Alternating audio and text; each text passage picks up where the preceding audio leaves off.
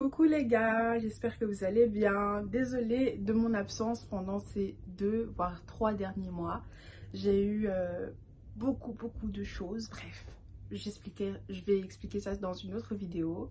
En tout cas, là aujourd'hui, je reviens avec une story time sur une histoire d'adolescente enceinte. À tout de suite. Have you ever felt? Are you listening? Damn.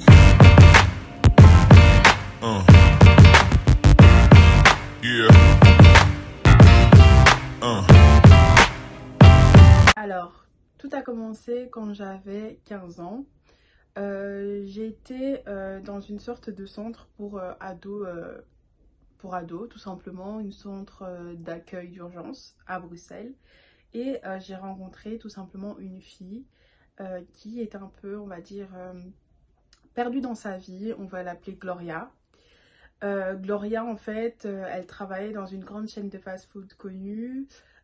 Et en même temps, elle avait un gars qui restait à Port de Namur, en fait, tout simplement.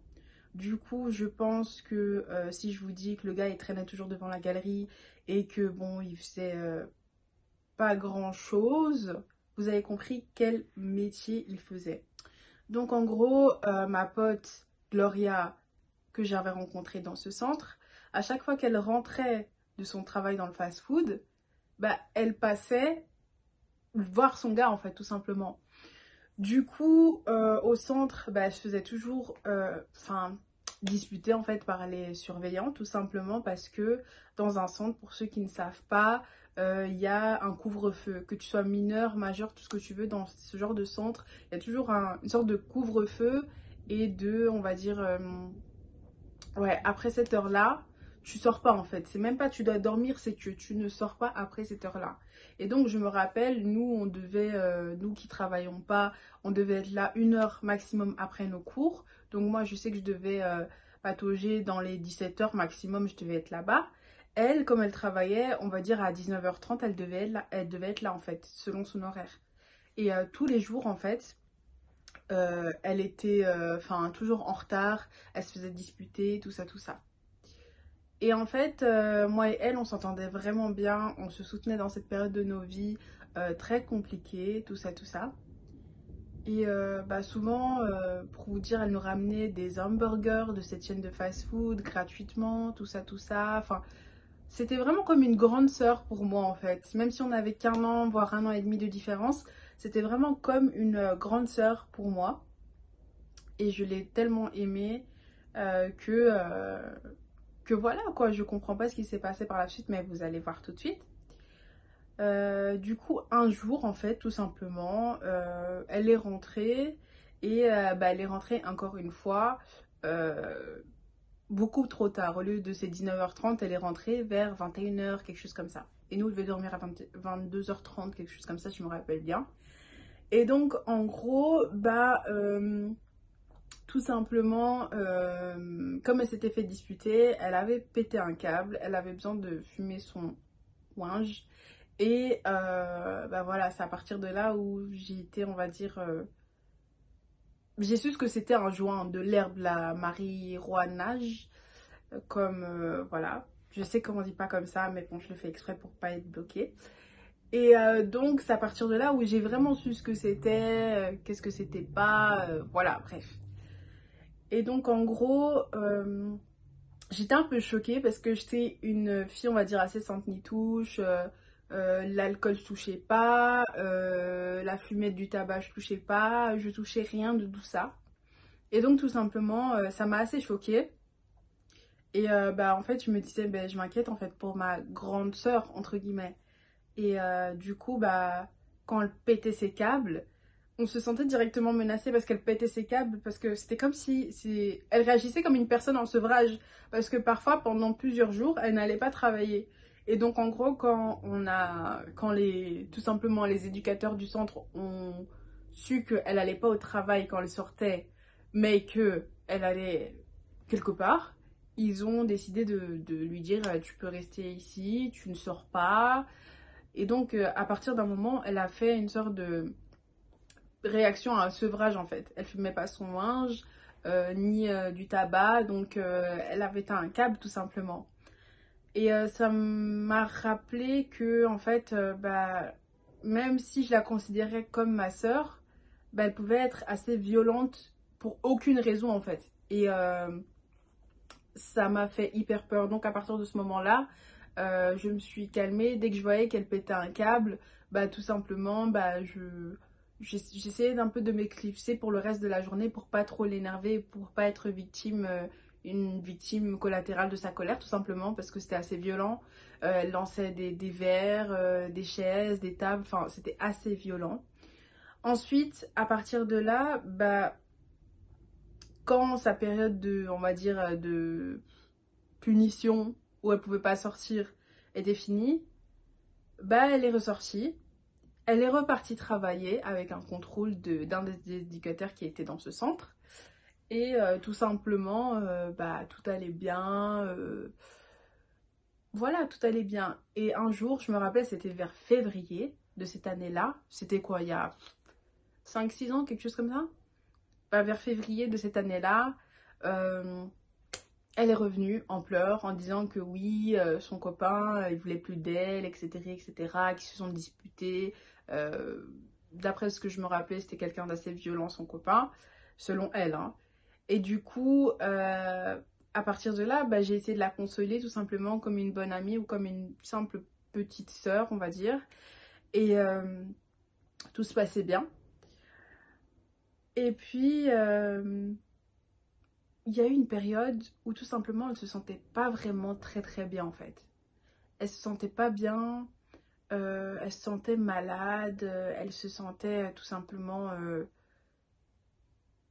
voilà, elle se sentait malade, elle me donnait pas trop de détails, mais en tout cas elle me disait qu'elle se sentait malade.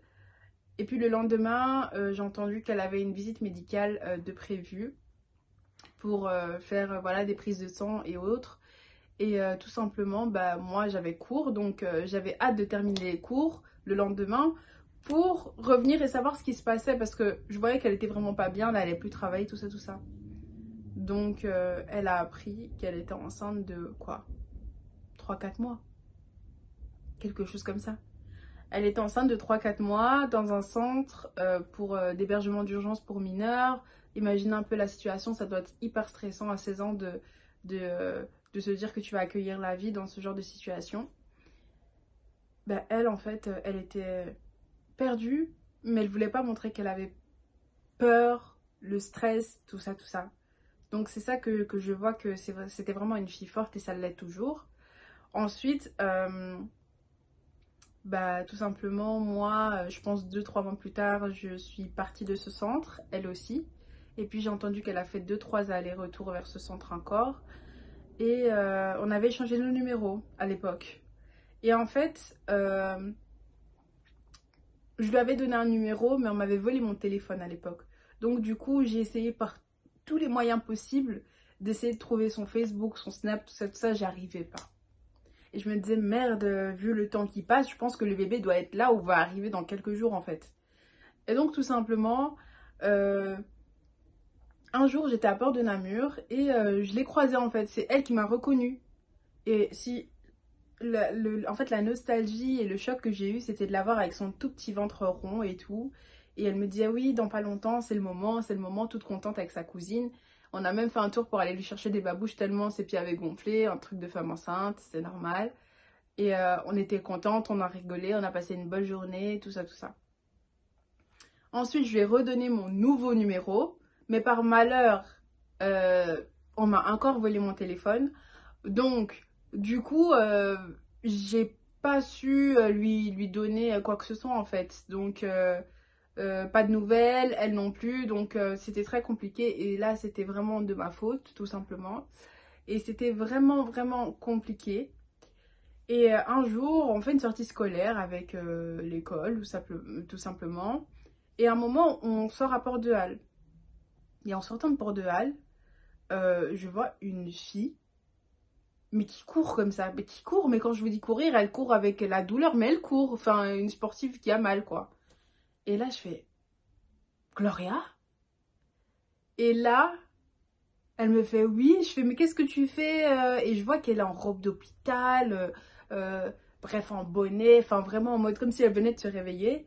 J'ai fait quoi? Qu'est-ce qu'il y a et tout? Pourquoi t'es dans cet état? Elle m'a dit, ah ben j'ai accouché ce matin. Vous... Enfin, vous vous rendez pas compte à quel point elle est forte. Elle attendait quelqu'un pour que cette personne venait le voir. Moi je doute que c'était le père de son bébé parce qu'il n'était pas venu encore, d'après ce que j'avais compris.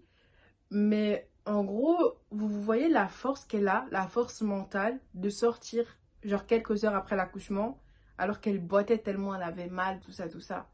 Vous vous rendez compte? Enfin, c'est un truc de dingue. Mais bref, ça c'est mon opinion, c'est pas important.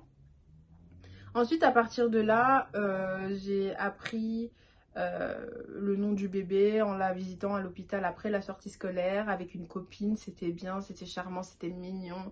On a fait des photos avec le petit, c'était vraiment mignon. C'est avec le petit bébé, quoi. C'était trop mignon. Et bon, à ce moment-là, on va pas se mentir, les filles, quand on voit un bébé, pas toutes, mais la plupart, on s'imagine un peu à la place de la maman, on s'imagine un peu d'avoir ce bébé dans nos bras, tout ça, enfin, bref, quelque chose de normal, quoi. Ensuite, à partir de là, elle est sortie de l'hôpital, je pense, quelques jours plus tard, 3-4 jours plus tard, et elle m'a appelée en me disant, écoute, si tu veux venir voir où j'habite maintenant, parce que j'habite seule, bah tu peux venir. Donc du coup je lui ai dit ah ouais y a pas de souci et tout. Elle m'a donné l'adresse, c'était pas loin de où le père du bébé traînait tout simplement. Et donc bah voilà, je suis allée et je me rappelle à l'époque que on est arrivé chez elle et elle m'a dit fais pas attention aux vitres. Et en fait il y a des gens qui s'amusaient à cracher à sa vitre. Moi elle m'a pas dit pourquoi et moi j'ai pas compris par moi-même pourquoi. Mais je trouvais ça assez choquant, sachant qu'un bébé vit là, c'est un des signes que, voilà, c'est pas un bon quartier ou c'est pas la bonne partie de cette commune.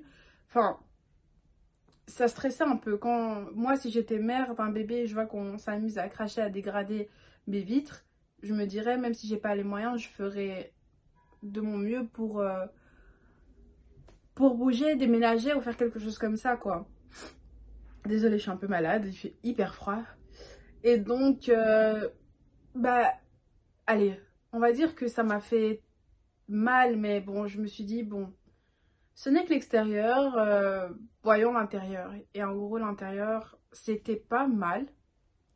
Mais le problème, c'est que c'était une sorte de duplex au rez-de-chaussée. Donc, au lieu d'être en bas le salon et en haut la chambre, c'était au 0 le salon et au -1 la chambre. Donc, en gros, moi, je suis quelqu'un d'assez paranoïaque avec tout ce qui est bébé-enfant. Et j'imagine, je redescends tous les jours le soir alors qu'il n'y avait pas de lumière en plus en bas. C'était assez catastrophique, quoi. Et c'était on va dire, le seul point négatif, pardon, que je pensais sur le lieu d'où elle vivait avec le petit. Mais sinon, voilà, c'était une maman qui se débrouillait pas mal. Puis voilà, quoi. Donc... voilà, j'étais une bonne maman, tout simplement. Et puis, quelques temps plus tard, je n'ai pas eu trop de nouvelles d'elle parce qu'à chaque fois qu'on se donnait rendez-vous, il n'y avait pas vraiment on n'arrivait pas à avoir un bon emploi du temps, en fait, tout simplement. Donc, en gros, à chaque fois, on se donnait rendez-vous et puis elle pouvait pas, moi, je pouvais pas, faut pas oublier qu'elle est maman, donc j'étais assez... je comprenais, et que, voilà, être maman, ça change une vie. Tu n'as pas que ton emploi du temps, tu as aussi l'emploi du temps de ton fils ou de ta fille. Donc, je comprends que ça change. Donc, quelques mois plus tard, j'étais en couple déjà avec un type comme ça. Alors, désolée, ça a coupé. Et en même temps, juste après, j'ai eu un appel. Donc, quelques mois plus tard... j'arrange ma frange là. Quelques mois plus tard, j'étais en couple avec un Nigérien comme ça. Et en fait, elle nous a invités à une sorte d'anniversaire pour le petit. Je pense que c'était ses 1 an, quelque chose comme ça. Et en gros, bah, c'était dans une salle qui n'était pas loin de la maison maternelle où elle était à l'époque. Et en gros, bah, on rentre dans la salle tout simplement. Et je vois, il y a un gars, un loxé, qui me fixe, mais hyper violemment. Et en fait, j'avais un doute que Gloria lui avait dit ce que j'avais dit, enfin comme conseil, ce que je lui avais dit comme conseil tout simplement pour qu'elle vive mieux avec son fils. Et voilà, et donc en gros bah, j'ai été, on va dire, accueillie par un comité d'accueil de regard noir, sournois, hyper violent. On m'a lancé du papier, enfin c'était n'importe quoi, enfin on était tellement en plus pas à l'aise qu'on s'est cassé. On a déposé le cadeau qu'on avait acheté pour elle et on s'est cassé. Du coup à partir de là on n'était plus trop en contact. Puis on a repris contact quand j'ai changé de centre d'urgence, d'hébergement d'urgence pour ados, où là en fait j'ai rencontré une autre fille qui avait exactement mon âge à l'époque, qui était enceinte en fait. Et en fait cette fille était enceinte et en même temps se retrouvait dans la même école que Gloria en fait. Donc du coup Gloria, et on va l'appeler Mia. Gloria et Mia, bah, comme elles sont plus ou moins dans la même situation, elles se sont raccrochées, soutenues ensemble, etc. etc. Donc du coup, moi, bah, on va dire que j'étais un peu la médiatrice de cette nouvelle relation. Donc dès qu'il y en a une qui trouvait que voilà, elle se voyait pas assez ou qu'il y avait un petit problème, bah, c'est moi qui arrangeais tout simplement. Ensuite, bah... le temps passe, quand je rentre au centre, moi je retrouve Mia. Et Mia me dit oui, on a fait ci, on a fait ça avec Gloria, on s'est bien amusé, etc. etc. Un jour, je reçois un appel de Gloria, mais hyper énervée, hyper violent, tout ça. Et en fait, Gloria m'appelle et elle me dit oui, mais qu'est-ce que tu as dit sur mon fils à Mia? Mia, elle a répété à toute l'école certaines choses à propos des problèmes judiciaires que j'ai, que ce soit que, à ce qui paraît, on m'a fait des menaces qu'on va reprendre mon fils, etc., etc. Et en fait, pour que vous soyez au courant, Gloria m'en a jamais parlé.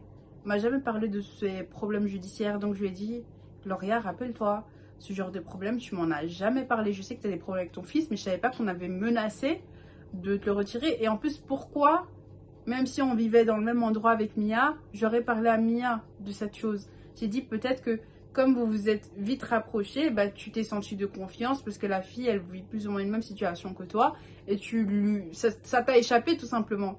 Du coup, Gloria m'a menacé de me taper. Moi, je lui ai dit, tu peux venir si tu veux, mais oublie pas que tu as un fils. Il faudrait que tu grandisses un peu dans ta tête. Et je lui ai dit finalement ces 4 vérités pour qu'elle se calme. Et que si elle voulait me tabasser, elle pouvait. Et que ça allait rien me faire. Parce qu'au final, ça allait être elle, la perdante. Et elle allait perdre sa dignité de mère. Donc tout simplement, elle m'a dit bon finalement c'est rien. Ok, si c'est pas toi, c'est pas toi. Je vais pas te taper pour ça. Il faut savoir que moi, pour Gloria, j'ai fait énormément de choses pour elle. Je vais pas dire financièrement ou matériellement, mais j'ai été là énormément psychologiquement. À chacun de ses problèmes, j'essayais de les régler ou de rester un peu avec elle ou de rester un peu avec son fils, tout ça. Et au final, bah, j'ai été remerciée de la pire des manières. Elle a disparu, on va dire, des radars et de tout Bruxelles, parce qu'elle est partie en dehors très loin, à 2-3 heures de Bruxelles, mais toujours en Belgique. Mais je n'ai pas eu de nouvelles d'elle, ni elle répondait ni à mes messages après cette histoire, ni son fils. Donc on était amis sur Facebook. J'ai appris qu'elle était devenue musulmane, puis elle est devenue voilée, puis elle l'a plus été, puis en gros ça prenait des décisions, ça c'est mon jugement, ça prenait des décisions d'un côté pour annuler la décision quelques mois plus tard ou quelques jours plus tard. Donc c'était, on voyait à travers son profil, quand je dis ça on dirait que je la scrutais sur son profil, mais non, on voyait à travers ça que elle avait sa perte de stabilité en fait. C'est triste tout simplement. On voyait que cette fille devenait de moins en moins stable. Après peut-être qu'elle l'était, mais l'image que ça renvoyait, une fille qui change de ville comme ça du jour au lendemain et qui change de religion et qui se convertit carrément, qui fait tout ce qu'il faut, puis elle prend une décision par rapport à ça, puis elle change, puis elle revient, puis elle va dans une religion qui n'a rien à voir d'autre avec toutes les religions qu'elle a connues, qu'on a entendues. Tu te dis ouais, la meuf elle a besoin d'aide, elle est perdue ou quelque chose comme ça en fait. Mais bon bref, ça c'est pas mon problème. C'est juste pour dire que je pense 3 ans plus tard, quelque chose comme ça. Non, c'était l'année passée que je l'ai appris. Donc, allez, 4-5 ans plus tard quand même.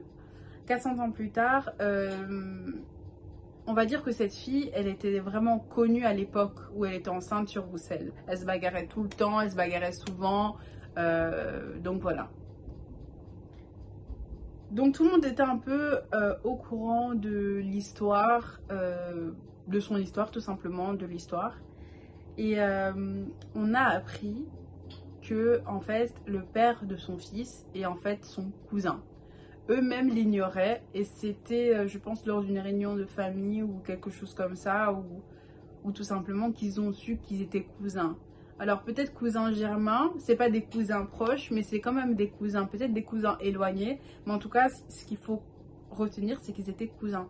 Donc vous vous rendez compte, une meuf de 16 ans à l'époque est tombée enceinte de son cousin sans le savoir. En plus c'était un homme violent qui disait qu'il allait l'abandonner toutes les 2 minutes et qui apportait presque rien matériellement. Il formait pas une famille à 3 quoi. Sa famille à Gloria, c'était son fils et elle. Vous vous rendez compte? Tout ça pour clôturer tout simplement là. Mais je trouve ça tellement triste. Maintenant, bon, le temps a passé, tout ça. Et j'ai vu à travers son nouveau compte qu'elle va beaucoup mieux, qu'elle est stable, que son fils grandit, que son fils va à l'école. Je pense qu'elle travaille, mais ça je suis pas sûre. Mais en tout cas, son fils commence à avoir un meilleur départ de ce qui était prévu dans sa vie. Donc si jamais tu vois cette vidéo, je vous souhaite tout le bonheur du monde et t'es une super maman. Tu es devenue une super maman en fait. Allez, bisous les gars!